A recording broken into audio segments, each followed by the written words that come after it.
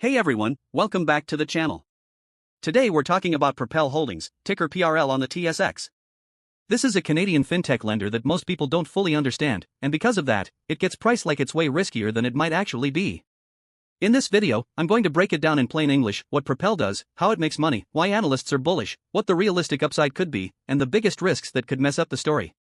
Quick disclaimer, I'm not a financial advisor, this is not financial advice, and you should always do your own research. I'm just sharing how I think about the stock and the data that's out there. Alright, let's get into it. First things first, what is Propel? Propel Holdings is a fintech company headquartered in Canada, but the majority of its business is in the United States. Propel focuses on what's called non-prime consumers, basically people who don't have perfect credit, but still need access to borrowing for real-life expenses. This matters because most big banks and traditional lenders are built to serve prime customers. If your credit score is great and you have stable income, you get loans at low rates. If your credit is not great, you often get pushed out of the mainstream system. That doesn't mean you're a bad person. It just means traditional lenders don't want to take the risk. Propel steps into that gap. They run several consumer brands that lend online, brands like MoneyKey and CreditFresh, and they also have other brands in the mix. The big idea is that everything is digital, online applications, automated underwriting, fast approvals, and then servicing and repayments handled through their systems. So Propel is basically using technology to do lending more efficiently than traditional lenders can. Now, right away, some people hear non-prime lending and they assume it's just payday lending with a fancy name. That's the key misunderstanding. Propel is not the same as the old-school payday model where it's short-term, super high cost, and extremely predatory. Propel's approach is more structured installment loans, lines of credit, and a system built on underwriting models and data, not just here's cash, good luck. Is it still a higher risk borrower group than the banks? Yes. But higher risk also means higher yield, and that's where the business opportunity is if you can manage that risk properly. So let's talk about how they actually make money. Propel makes money in a few ways. Number 1 is interest income. They lend money and earn interest over time as borrowers repay. That's the obvious one. Number 2 is fees and servicing income. They manage the loan, collect payments, and operate the platform. In some cases, they partner with banks, and that's important, because it can change how the business is regulated and how scalable it is. This bank partner model is a big reason analysts take the company more seriously than the typical payday lender category. It can also help them expand and operate in more jurisdictions. Now here's where fintech comes in. The tech matters because lending is a scale business. If you're a traditional lender with branches, staff, office overhead, and slow manual processes, growth is expensive. But if you're a digital platform, once the system is built, it can handle more volume without the same growth in cost. In simple terms, if Propel doubles loan volume, they don't need to double their expenses. That means margins can stay strong or even improve as they scale. Now let's talk about the stock price and why people are even looking at this right now. As of mid-April 2026, the stock has been trading around the low $20 range. And one thing that jumps out is the 52-week range has been pretty wide. This tells you right away the stock is volatile. It can move fast in both directions. But that volatility can create opportunity, because sometimes the market overreacts. So the question becomes, what is the market pricing in? A lot of the time, lenders get discounted hard when investors worry about the economy. If people lose jobs, defaults rise. If defaults rise, lenders lose money. That's the simple fear. So if the market thinks the consumer is about to get crushed, it sells lenders.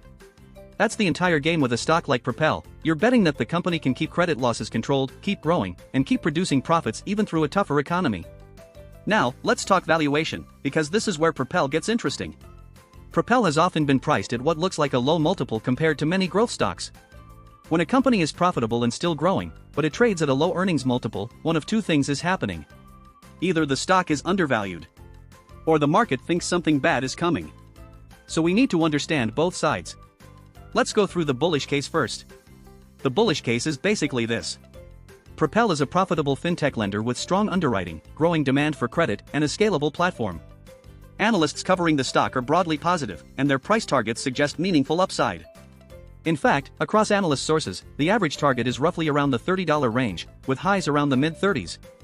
That implies roughly 40 to 55% upside from the low 20s, depending on the exact price you're looking at. That's a big move. But price targets are not magic. They're just someone's estimate based on earnings expectations and valuation assumptions.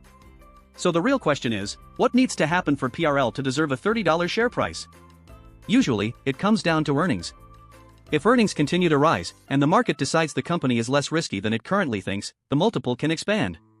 Here's a simple mental model for how price targets are created.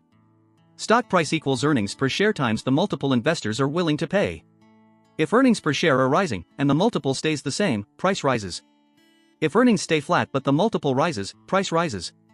If both happen at the same time, you get big upside. So what are earnings expectations? Analyst estimates for earnings over the next couple of years suggest ongoing growth. If the company hits those numbers, then today's stock price can look cheap in hindsight. Now, if you're watching this and thinking, okay, but why would the multiple ever increase? That's a great question. Lenders get higher multiples when investors believe. 1. Credit losses are controlled and predictable. 2. Growth is sustainable. 3. Regulation isn't going to crush them. And 4. The funding model is stable. If Propel continues to show solid results quarter after quarter, the market can start to trust it more. And when a market trusts a company more, it pays more for each dollar of earnings. That's how re-rating happens. Now, let's talk about catalysts. What could cause the stock to move up? Catalyst number 1, earnings reports. If Propel reports results that beat expectations, strong loan growth, stable credit performance, and good profitability, analysts may raise targets and investors may buy in. Catalyst number 2, guidance. If management gives confident guidance about growth and credit quality, that can change sentiment quickly. Catalyst number 3, dividend and capital returns. Propel has paid a dividend, and the dividend yield has been in the mid-single digits depending on the share price. A lender that grows and pays a dividend can attract a different class of investor, people looking for both income and growth. Catalyst number 4, stabilization in macro conditions. If inflation, rates, and recession fears cool off, lenders can re-rate higher. Now, before we get too excited, let's slow down and talk about the risks. Because this stock absolutely has risks. Risk number 1 is credit quality. If the US consumer weakens significantly and default rates rise, Propel's earnings can drop. And lenders don't drop gently. They can drop hard, because credit losses hit profitability fast. Risk number 2 is regulation. Lending is heavily regulated, and laws can change. Changes to how lenders can operate, price loans, or partner with banks can impact growth or profitability. Risk number 3 is funding and liquidity. Lenders need access to capital. If funding costs rise or credit tightens, it can pressure margins. Risk number 4 is reputation and sentiment. This category of lending can get attacked in headlines. Even if the company is operating responsibly, investor sentiment can turn quickly if the whole sector gets painted with the same brush. So with those risks in mind, how do we think about upside versus downside? I like to think about it in 3 scenarios. Scenario 1, the bull case. In the bull case, Propel continues growing, credit losses remain manageable, and the market starts valuing the company closer to other profitable fintech lenders. In that case, the stock can move toward the $30 range over the next year or so, which lines up with the average analyst target. And if things go really well, the mid-30s is possible. Scenario 2, the base case. In the base case, the company performs okay. Growth continues but slows, credit losses are a bit higher, but manageable. The stock might grind higher but not explode. Maybe it ends up in the mid to high 20s. Scenario 3, the bear case. In the bear case, unemployment rises, defaults spike, earnings fall, and the market punishes the stock.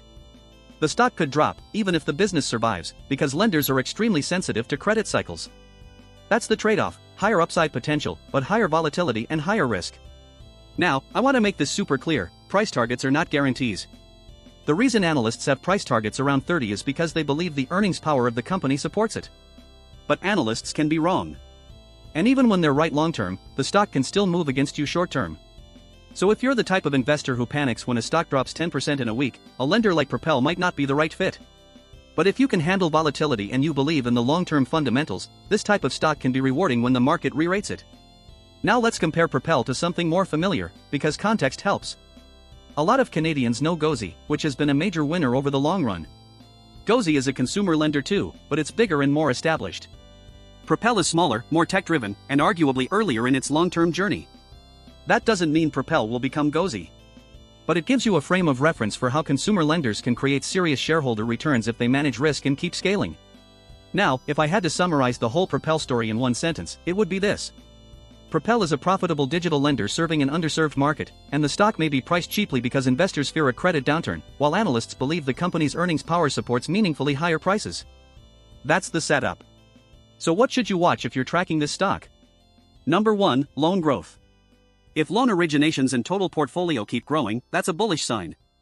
Number 2, credit performance. Watch delinquencies, charge-offs, and any commentary about borrower quality. This is the most important part of the story. Number 3, funding costs. If funding gets expensive, it can compress margins. Number 4, guidance and management tone. Are they cautious? Are they confident? Do they talk about tightening underwriting? Are they seeing consumer stress? And number 5, valuation. If earnings are rising but the stock stays cheap, that can be a longer-term opportunity, but again, only if credit quality holds. Now let's bring it home and talk about the price targets again, because that's what most people came here for. Across multiple analyst tracking sources, the rough consensus is in that $30 range, with highs around 35 and lows in the mid to high 20s. If the stock is in the low 20s and the average target is about 30, that implies around 40 to 55% upside depending on the exact entry point. But you don't buy a stock because someone gave it a target.